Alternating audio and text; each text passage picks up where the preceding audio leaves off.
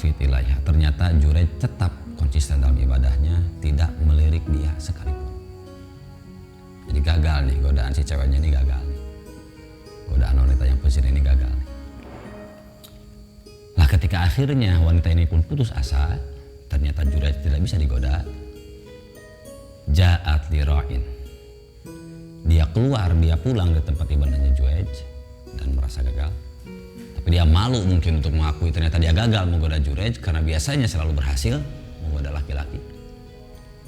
Dia melihat dia ketemu dengan seorang pengembala, orang yang menggembala hewan ternak ya, lira'in. Makanathu minha. Dan dia pun mempersilahkan dirinya berzina dengan pengembala tersebut. Jadi si wanita yang penggoda ini berzina dengan seorang tukang penggembala ya, menggembala. Hingga akhirnya wanita tersebut hamil. Lalu kemudian ya seperti biasalah, wanita hamil 9 bulan kemudian melahirkan. Falamma waladat qalat lahum. Ketika wanita ini melahirkan, wanita si pezina ini melahirkan, dia ngomong, dia bilang ke umatnya, ke Bani Israel waktu itu, dia bilang innahu min Jurej, bahwa anaknya ini adalah anaknya Jurej. Anak yang dia lahirkan adalah benih dari Jurej. Masyarakatnya pun ya akhirnya mereka terhasut. Mereka datang mendatangi tempat ibadahnya Jurej, pergi mendatangi tempat ibadahnya Jurej, lalu merobohkan tempat ibadahnya, musholanya dirobohkan. Waja'alu yadribunahu, dan mereka pun memukuli Jurej, menyiksa Jurej. Jurej pun tidak terheran-heran, kok kenapa saya salah apa? Tempat ibadah saya tiba-tiba dirubuhkan, saya pun tiba-tiba dipukuli. Masya Allah, ada apa ini? Nah, Bani Israel waktu itu bilang, qad zanaita bihadhil mar'ah. Kamu sudah zina dengan wanita tersebut. Dengan wanita ini udah zina nih kamu. Ini buktinya nih. Buktinya ini dia udah ngelahirin seorang anak.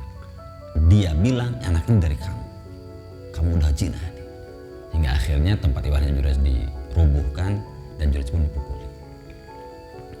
Ketika Jurej mendapatkan fitnah tersebut, ya mungkin ini juga udah ujiannya sangat berat.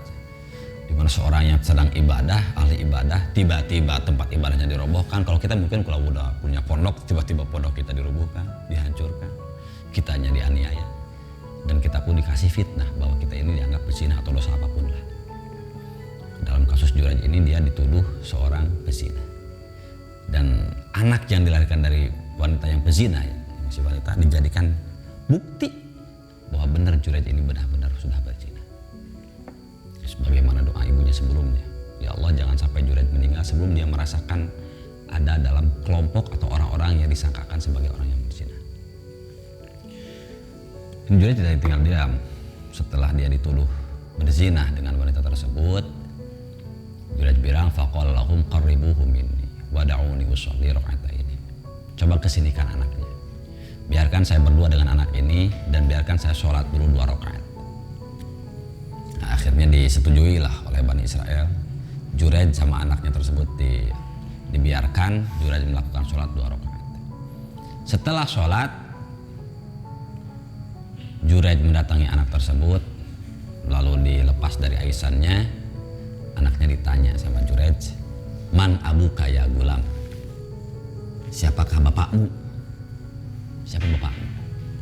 Anak pun menjawab, anak yang masih dalam aisan ini menjawab, abi fulanun ar-ra'i, ayah saya itu adalah fulan, si fulan yang seorang pengembala.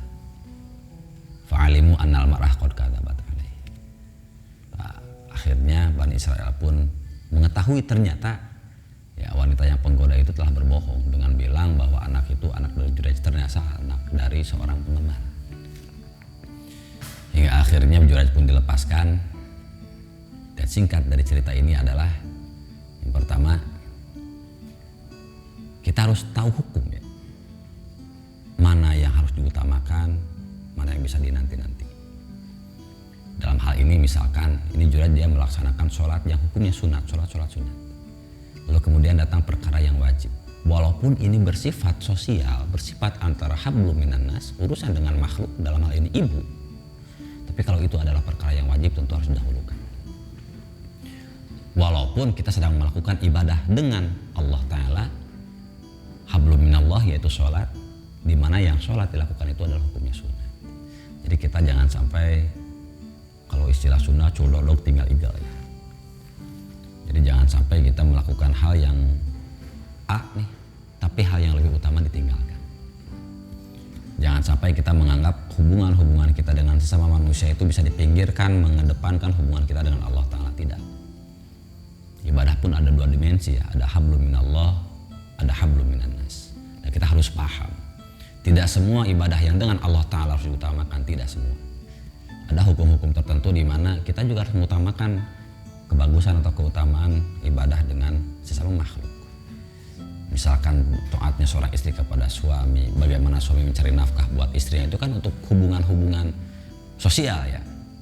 Ini gimana nih, kok bisa mencari rezeki yang halal diutamakan daripada misalkan mengaji atau mencari ilmu di mana ilmunya yang bukan ilmu yang wajib. Ada hal kayak gitu. Ada hal-hal lain yang harus diutamakan di luar ibadah yang mahdoh, karena ada juga ibadah yang ghair mahdoh. Ibadah dengan sesama makhluk misalkan.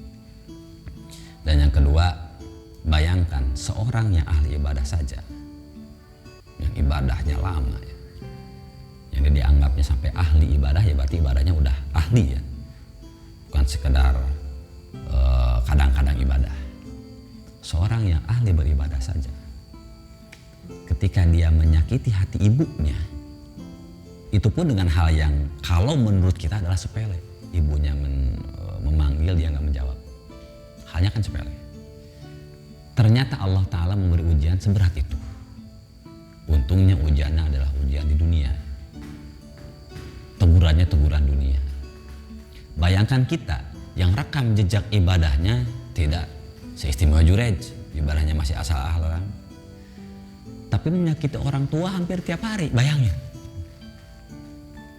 itu Jurej nggak menyakiti orang tua cuma karena nggak menjawab panggilan.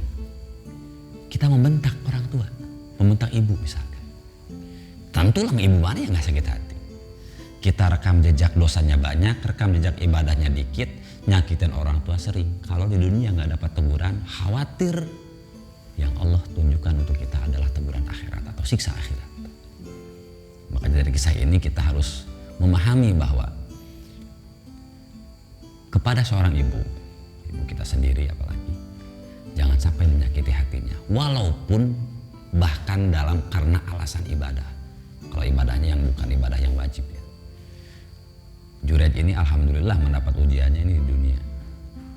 Gimana kalau misalkan kita di dunia biasa-biasa saja, padahal membentak orang tua, menyakiti orang tua, ya mungkin pernah juga memukul orang tua, di dunia tidak mendapatkan teguran apapun, karena tegurannya ditunggukan di akhirat. Tentu pasti sanksi akhirat akan lebih berat. Pasti sanksi akhirat. Semoga dari kisah ini kita bisa mendapat iktibar. Wallahu a'lam.